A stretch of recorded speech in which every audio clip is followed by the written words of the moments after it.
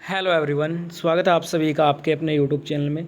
देखिए, आज के वीडियो में अपने डिस्कस करेंगे एसएससी एमटीएस हवलदार के लिए most important questions, practice question रहेंगे। ये सारे प्रीवियस ईयर क्वेश्चन हैं।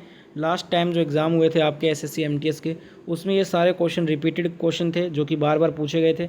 और इस बार जो आपका एमटीएस हवलदार का जो एग्ज़ाम होगा 2025 में, उसमें ये क्वेश्चन फिर से आपको देखने को मिलने वाला है। तो सारा क्वेश्चन आपको देखना है और पूरा वीडियो लास्ट तक देखिएगा। एक भी क्वेश्चन को यहाँ पे स्किप मत करना, पूरा क्वेश्चन याद करना है, क्योंकि ये क्वेश्चन आपको डायरेक्ट एग्जाम में देखने को मिलने वाला है। तो चलिए शुरू करते हैं क्वेश्चंस। तो देखिए फ्रेंड्स, क्वेश्चंस आपके स्क्रीन पे आ चुके हैं। उससे पहले वीडियो को जिन्होंने भी लाइक नहीं किया हुआ है तो फटाफट से पहले तो आप वीडियो को लाइक कर दो और ज़्यादा से ज़्यादा इस क्लास को शेयर कीजिएगा। जितने भी आपके दोस्त हैं सभी तक इस क्लास को पहुँचाने के लिए शेयर करना न भूलें। और अगर आप रोज़ाना एसएससी एग्ज़ाम्स की फ्री में वीडियोस देखना चाहते हैं तो फटाफट से इस चैनल को सब्सक्राइब करके नोटिफिकेशन बेल को भी ऑन कर लीजिए। तो स्टार्ट करते हैं पहला क्वेश्चन। पूरा वीडियो लास्ट तक देखना है सभी को, एक भी क्वेश्चन को यहाँ पे स्किप नहीं करना है। वेरी वेरी मोस्ट इंपॉर्टेंट और एक्सपेक्टेड क्वेश्चन है ये सारे। पहला क्वेश्चन है, महाबलीपुरम की स्थापना किसने की थी?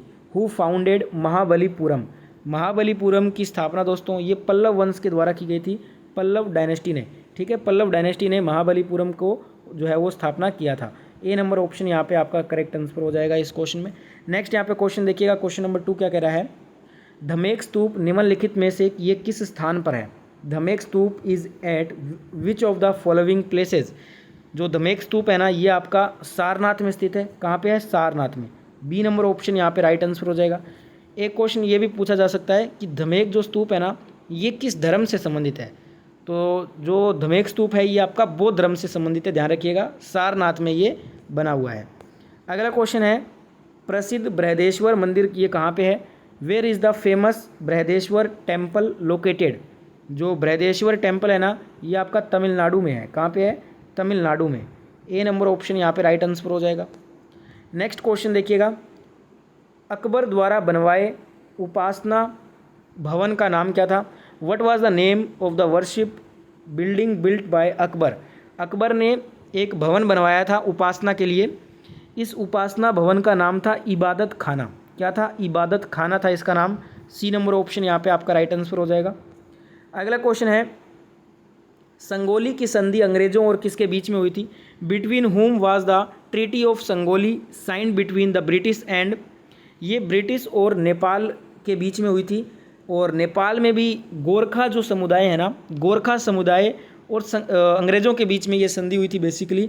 जिसमें आपको अगर ऑप्शन में नेपाल मिलता है तो नेपाल आपका आंसर होगा। अगर नेपाल नहीं होगा ना तो वहाँ पे गोरखा दिया होगा, ध्यान रखिएगा। ठीक है, नेक्स्ट क्वेश्चन यहाँ पे है कि भारतीय राष्ट्रीय कांग्रेस के प्रथम अधिवेशन की अध्यक्षता किसके द्वारा की गई थी?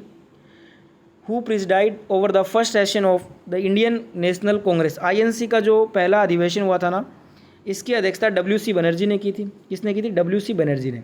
राइट आंसर हो जाएगा ए नंबर ऑप्शन इस क्वेश्चन का। 1885 में फॉर्मेशन हुआ था आईएनसी का और उस समय पहला अधिवेशन हुआ था जिसमें डब्ल्यू.सी. बनर्जी ने पहले अधिवेशन की अध्यक्षता की थी। अगला क्वेश्चन यहाँ पे देखिएगा, पंचशील के सिद्धांतों का प्रतिपादन किसने किया था?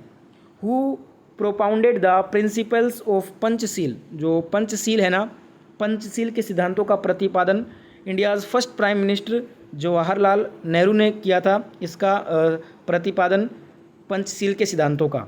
सी नंबर ऑप्शन यहाँ पे राइट आंसर हो जाएगा। सारे के सारे ये वेरी इंपॉर्टेंट और मस्ट डू क्वेश्चन है एग्जाम से पहले। प्रैक्टिस ज़्यादा से ज़्यादा इन क्वेश्चनों को आपको करना है, क्योंकि ऐसे क्वेश्चन ही आपके एग्जाम में आते हैं और ये सारे प्रीवियस ईयर के क्वेश्चन हैं। प्रीवियस के एग्ज़ाम में ये क्वेश्चन बार बार शिफ्ट टू शिफ्ट रिपीट हुए हैं और आने वाले एग्ज़ाम में भी ऐसे ही क्वेश्चन आपसे पूछे जाएंगे और इनमें से बहुत सारे क्वेश्चन रिपीट होंगे। तो ये सारे क्वेश्चन आपको याद करने हैं बिना स्किप किए हुए। नेक्स्ट यहाँ पे क्वेश्चन देखिएगा, तमिलनाडु में जल्लीकट्टू किस त्यौहार का एक हिस्सा है? Jallikattu is a part of which festival in Tamil Nadu? Tamil Nadu में एक त्यौहार है जल्लीकट्टू। ये जल्लीकट्टू जो है ना, ये एक पार्ट है पोंगल फेस्टिवल का। पोंगल तमिलनाडु का त्यौहार है जिसका एक पार्ट है जल्लीकट्टू। ठीक है, तो यहाँ पे राइट आंसर हो जाएगा option number A, Pongal. Next question देखिएगा, अगला क्वेश्चन है, साइलेंट वैली ये आपका कहाँ पे लोकेटेड है? तो ये आपका केरला में है। कहाँ पे है? केरला में। ठीक है, राइट आंसर यहाँ पे बी नंबर ऑप्शन होगा इस क्वेश्चन में। नेक्स्ट क्वेश्चन देखिएगा, खजुराहो समूह के प्रसिद्ध स्मारक ये किस राज्य में है? In which state are the famous monuments of the Khajuraho group? ये आपके मध्य प्रदेश में है। कहाँ पे है? मध्य प्रदेश में स्थित है ये। बी नंबर ऑप्शन यहाँ पे राइट हो जाएगा। अगला क्वेश्चन देखिएगा, भारत के प्रथम उप प्रधानमंत्री कौन थे? Who was the first deputy prime minister of India? आज के टाइम में अगर बात करें ना तो उप प्रधानमंत्री नाम का कोई भी पद हमारे देश में जो है ना एग्जिस्ट नहीं करता है। उप प्रधानमंत्री का पद अब वर्तमान में नहीं है, ये पहले हुआ करता था। और जो फर्स्ट जो डिप्टी प्राइम मिनिस्टर थे ना इंडिया के, प्रथम उप प्रधानमंत्री, ये थे दोस्तों सरदार वल्लभ भाई पटेल जी। कौन थे? सरदार वल्लभ भाई पटेल थे ये। बी नंबर ऑप्शन यहाँ पे आपका राइट आंसर हो जाएगा इस क्वेश्चन में। नेक्स्ट यहाँ पे क्वेश्चन देखिएगा, भारत का योजना आयोग जो है वो किस वर्ष में स्थापित हुआ था? In which year the planning commission of India was established? योजना आयोग को वर्तमान में अपने नीति आयोग बोलते हैं। क्या बोलते हैं? नीति आयोग। योजना आयोग का जो नाम चेंज किया गया था ना, ये आपका नाम इसका चेंज हुआ था 2015 में, ठीक है। और 2015 से पहले इसको योजना आयोग कहा जाता था। 1950 में स्थापित हुआ था ये योजना आयोग। डी नंबर ऑप्शन यहाँ पे राइट आंसर हो जाएगा। जवाहरलाल नेहरू के समय में इसे शुरू किया गया था। अगला क्वेश्चन यहाँ पे देखिएगा, संविधान का कौन सा अनुच्छेद जो है वो राज्यों को ग्राम पंचायत स्थापित करने का आदेश देता है? Which article of the constitution mandates the state to establish gram panchayat? ग्राम पंचायत को स्थापित करने का जो आदेश है ना वो आपका आर्टिकल 14 अनुच्छेद 40 देता है। तो राइट आंसर यहाँ पे ऑप्शन नंबर बी होगा इस क्वेश्चन में। अगला क्वेश्चन यहाँ पे देखिएगा, क्वेश्चन है, पृथ्वी किस तरह से सबसे दूर वातावरणीय परत को क्या कहते हैं? What is the forest atmosphere layer from the earth cold? जो पृथ्वी से सबसे जो दूर वातावरणीय की परत है ना उसको हम बोलते हैं एग्जोस्फेयर, यानी कि बहिर्मंडल उसको कहते हैं, जो कि पृथ्वी की सतह से सबसे दूर वातावरणीय की परत है, ये बहिर्मंडल कहलाती है ये। बी नंबर ऑप्शन यहाँ पे आपका करेक्ट हो जाएगा आंसर। नेक्स्ट क्वेश्चन देखिएगा, नगुल ट्रम किस देश की मुद्रा है? Ngultrum is the currency of which country? Ngultrum की बात करें ना तो ये आपका भूटान की मुद्रा है। किसकी करेंसी है ये? भूटान की। डी नंबर ऑप्शन यहाँ पे राइट आंसर होगा। अगला क्वेश्चन क्या कह रहा है, पंजशीर घाटी कहाँ पे है? Where is Panjshir valley situated? जो पंजशीर घाटी है ये आपकी अफगानिस्तान में पड़ती है। कहाँ पे? अफगानिस्तान में। तो यहाँ पे राइट आंसर हो जाएगा डी नंबर ऑप्शन इस क्वेश्चन में। अगला क्वेश्चन है, मैटूर बांध किस राज्य में अवस्थित है? In which state is the Mettur dam located? Mettur बांध की बात करें तो ये आपका तमिलनाडु में पड़ता है। कहाँ पे है? तमिलनाडु में। तो राइट आंसर इस क्वेश्चन का हो जाएगा B number option will be the right answer of this question. Next question on your screen is, to which state is the proposed nuclear power plant named Kumharia related? Kumharia नामक प्रस्तावित nuclear power plant है ना, ये किस राज्य से संबंधित है? देखिए, कमहरिया नामक जो प्रस्तावित न्यूक्लियर पावर प्लांट है ये आपका हरियाणा में प्रस्तावित है। कहाँ पे प्रस्तावित है ये? हरियाणा स्टेट में। C number option will be the right answer. Next question है, गरीबी हटाओ का नारा किस पंचवर्षीय योजना का था? द स्लोगन ऑफ गरीबी हटाओ was of which 5 year plan? देखिए, ये आपका 5वीं जो पंचवर्षीय योजना थी ना उसका ये नारा था गरीबी हटाओ। और ये नारा दिया था उस समय के प्रधानमंत्री श्री इंदिरा गांधी जी के द्वारा ये नारा दिया गया था गरीबी हटाओ का। राइट आंसर यहाँ पे ऑप्शन नंबर डी हो जाएगा इस क्वेश्चन में। अगला क्वेश्चन यहाँ पे देखिएगा, खतरे के सिग्नल प्राय लाल रंग के होते हैं क्योंकि लाल प्रकाश कैसा होता है? Danger signals are usually red because red light.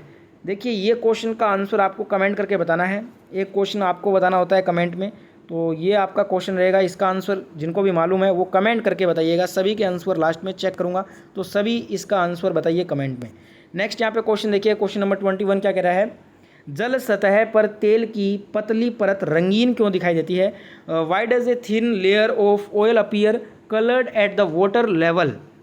तो ये आपका इंटरफेरेंस के कारण होता है, व्यतिकरण जिसको बोलते हैं। व्यतिकरण के कारण जो है ना वो जल सतह पर तेल की जो है वो पतली परत रंगीन दिखाई देती है। बी नंबर ऑप्शन यहाँ पे आपका राइट हो जाएगा आंसर। नेक्स्ट देखिएगा, क्वेश्चन है, ओजोन ऑक्सीजन का क्या होता है?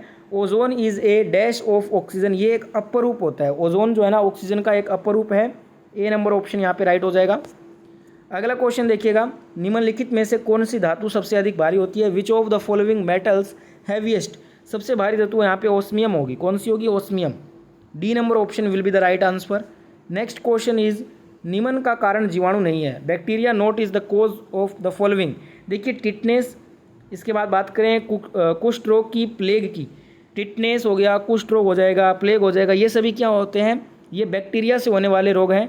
वहीं बात करें रेबीज़ की, रेबीज़ जो होता है ना ये बैक्टीरिया यानी कि जीवाणु से नहीं होता, ये एक वायरस जनित रोग है, ये वायरस से फैलता है। सी नंबर ऑप्शन यहाँ पे आपका राइट आंसर हो जाएगा। नेक्स्ट क्वेश्चन देखिएगा, मानव शरीर में सबसे लंबी कोशिका कौन सी है? Which is the longest cell in the human body? जो तंत्रिका कोशिका होती है जिसे हम इंग्लिश में नर्व सेल कहते हैं, ये सबसे लंबी कोशिका होती है मानव में। तो यहाँ पे ए नंबर ऑप्शन यहाँ पे राइट हो जाएगा। नेक्स्ट देखिएगा क्वेश्चन क्या कह रहा है, पक्षियों के वैज्ञानिक अध्ययन को क्या कहते हैं? What is the scientific study of birds cold?